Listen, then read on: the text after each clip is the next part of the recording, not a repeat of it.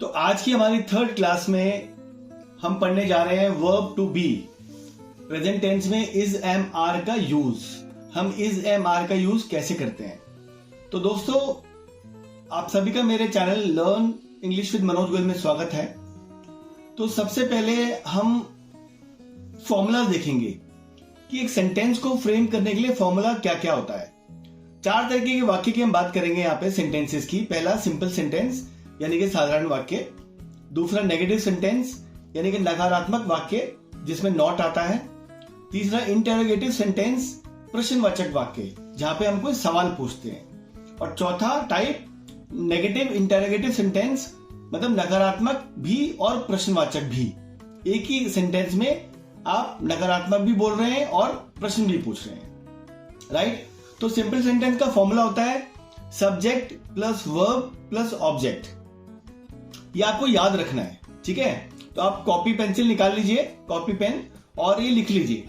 और अगर आपके पास अभी कॉपी पेन अवेलेबल नहीं है तो आप जब भी मेरी वीडियो को पॉज करेंगे, पॉज करके देख सकते हैं और लिख सकते हैं, राइट।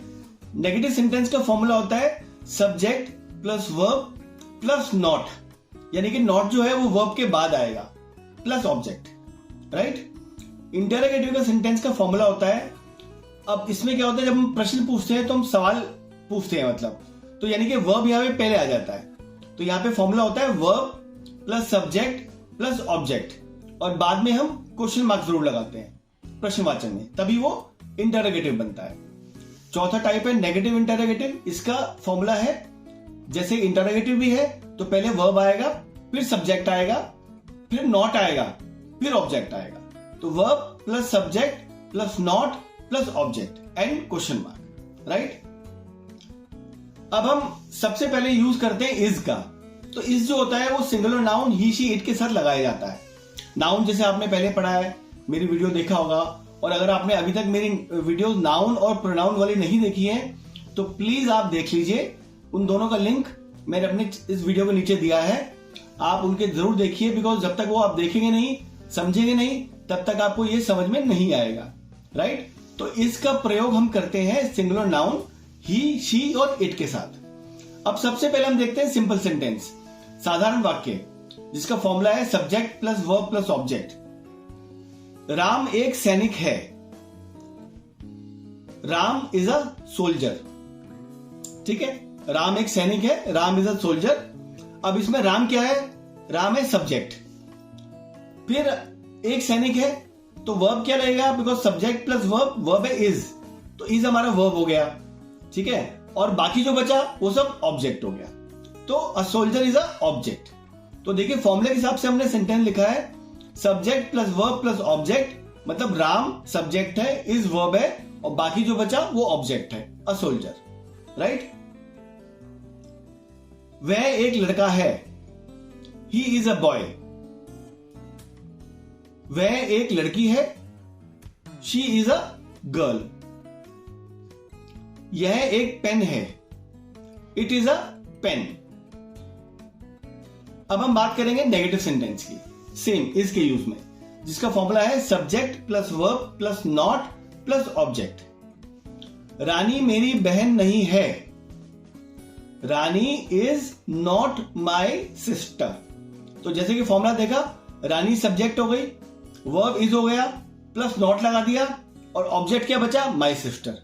तो रानी इज नॉट माई सिस्टर, मतलब कोई भी हिंदी का सेंटेंस आप देखते हैं तो इस फॉर्मूले के हिसाब से उसकी इंग्लिश बनाइए, आपका सेंटेंस करेक्ट फ्रेम होगा।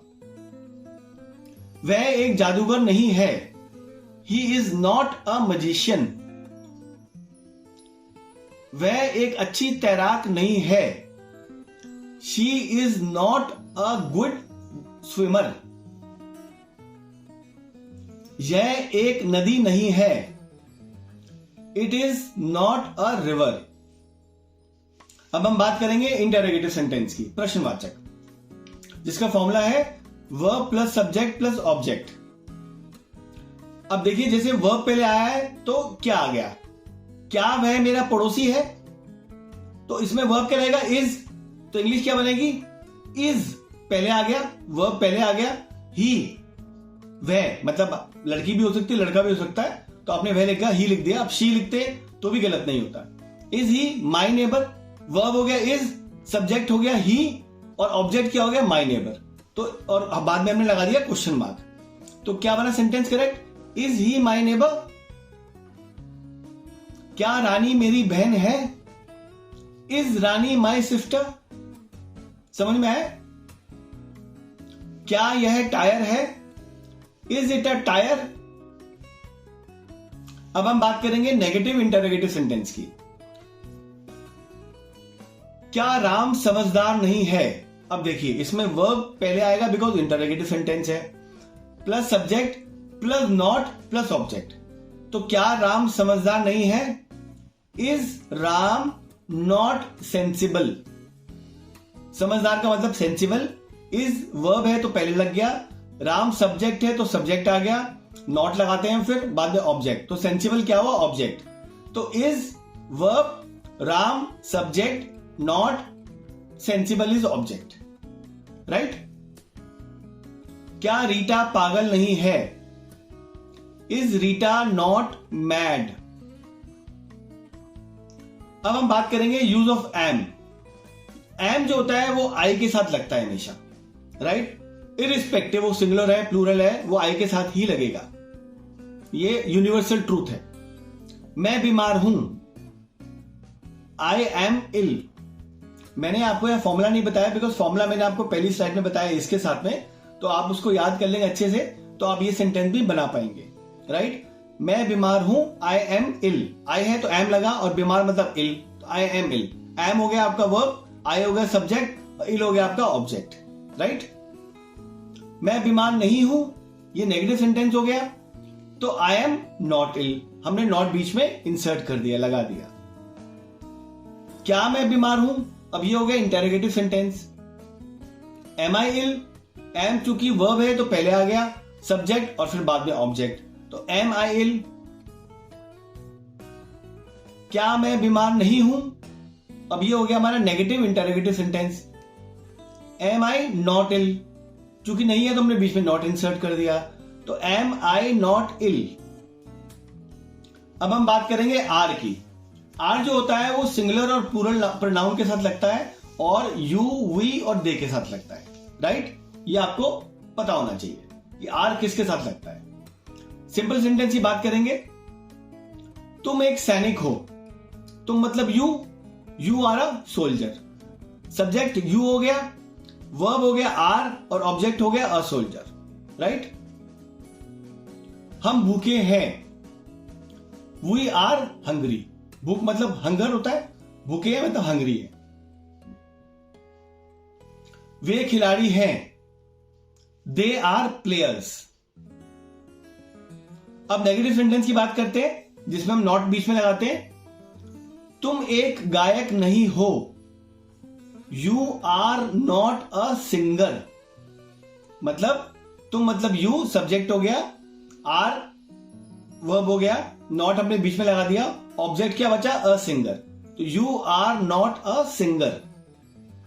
हम चोर नहीं हैं, वी आर नॉट थीव्स। हम चोर नहीं हैं, वी आर नॉट थीव्स। वे खिलाड़ी नहीं हैं, they are not players. Simple है, वे का मतलब दे, आर नॉट प्लेयर्स।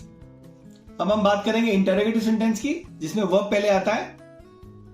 क्या तुम एक गायक हो?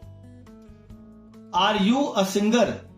आर हो गया वर्ब, सब्जेक्ट हो गया यू और अ सिंगर हो गया object. Are you a singer और बाद में क्वेश्चन मार्क। क्या हम चतुर हैं? Are we clever? क्या वे खिलाड़ी हैं? Are they players? अब हम बात करेंगे नेगेटिव इंटरोगेटिव सेंटेंस की। क्या तुम गायक नहीं हो? Are you not a singer? इसमें नहीं है तो हमने बीच में नॉट इंसर्ट कर दिया। फॉर्मूले के हिसाब से आप देखिए, आर हो गया वर्ब, यू हो गया सब्जेक्ट, नॉट हमने एज इट इज लिख दिया, ऑब्जेक्ट हो गया सिंगर, अ सिंगर। तो are you not a singer, right? हमने सिर्फ फॉर्मूले के हिसाब से सेंटेंस बनाया यहां पे, राइट? क्या हम खिलाड़ी नहीं हैं? Are we not players? क्या वे धनवान नहीं हैं? Are they not rich. अब हम बात करेंगे, आई होप आपको इज, एम और आर का यूज क्लियर हुआ होगा। आपको जहां भी डाउट होता है आप मेरी पीपीटी को इसको कहीं भी पॉज करके देख सकते हैं, आपको अच्छे से समझ आ जाएगा, राइट। अब कुछ इडियोमेटिक यूज होते हैं इज एम आर के, राइट, जहां पे हम कोई एक्सप्रेशन शो करते हैं, राइट। तो ये सेंटेंस ऐसे ही बनते हैं इरिस्पेक्टिव, राइट। आप देखिए बड़े कॉमन सेंटेंस हैं जो आप डेली यूज में यूज भी करते हैं इनको। पहला है गाड़ी चल रही है, जैसे हम कभी ट्रेन में जा रहे हैं हम बात करते हैं गाड़ी चल रही है, the train is in motion, right. ये सेंटेंस ऐसे ही बोलेंगे, ऐसे ही प्रोनाउंस होगा, यही ग्रामर लगेगी इसमें, the train is in motion, because it is a idiomatic use of is am are. मुझे स्कूल के लिए देर हो गई है, I am late for school, right. Otherwise आप अगर हिंदी सेंटेंस देखेंगे इसके तो आपको लगेगा शायद टेंस में आता है, राइट। बट ये चूंकि इडियोमेटिक यूज है इसका, ये सेंटेंस हमेशा हम ऐसे ही इंग्लिश बनाएंगे इसकी, तो इसलिए I am late for school. मुझे नींद आ रही है, आई एम फीलिंग स्लीपी। ये बहुत ही कॉमन शब्द है। आप जैसे कहीं गए हैं, घर पे भी हैं, अपनी मम्मी से बात करते हैं, अपनी बहन से बात, किसी से भी बात करते हैं, आप बोलते हैं रात हो गई, 10 बज गए, 11 बज गए, कि भाई मुझे नींद आ रही है, तो आप सिंपल क्या बोलेंगे, आई एम फीलिंग स्लीपी। मैं ठीक समय पर पहुंचा हूं, I am just on time, right. I am just on time, ये इंग्लिश इस सेंटेंस की बनेगी, मैं ठीक समय पर पहुंचा हूं। मेला पूरे जोरों पर है, मेला। अब जैसे हम बात करते हैं कई बार कि यार बड़ी जबरदस्त भीड़ है, इसका मतलब यही होता है, यानी पूरे जोरों पर है मेला। The fair is in full swing, the fair is in full swing. धूप बहुत तेज है, बड़ा कॉमन सेंटेंस है, आप हमेशा बोलते हैं, गर्मी है तो आप किसी बोलते हैं यार आज बड़ी धूप तेज है, बहुत तेज धूप है आज। The sun is very hot, अगर हम इसमें आज लिखते हैं आज धूप बहुत तेज है, तो the sun is very hot today, right. The sun is very hot. अगर आपको हिंदी में ये बोलना है किसी को धूप बहुत तेज है, तो आपको यही इंग्लिश में बोलना है, the sun is very hot.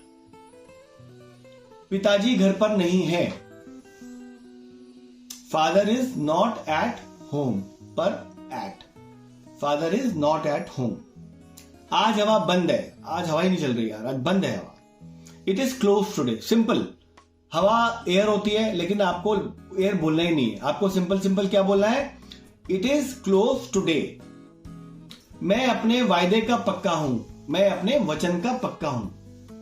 I am a man of word. आप कई बार बात करते हो यार मैं तुम्हें बोल रहा हूं ना, मैं अपने वादे का बड़ा पक्का हूं, डोंट वरी, तो I am a man of word, ये बोलते हैं हमेशा, राइट। तो गाइस होप आपको मेरी वीडियो अच्छी लगी होगी। ये आज मैंने आपको वर्ब टू बी में इज एम आर का प्रयोग बताया है, कैसे कैसे होता है उसके सेंटेंसेस के साथ, और कुछ आपको इडियोमेटिक यूज भी बताए हैं इज एम आर के, ठीक है। आप मेरे चैनल को सब्सक्राइब जरूर करें अगर आपने अब तक नहीं किया है, और लाइक करके इसको बहुत ज्यादा मात्रा में शेयर करें,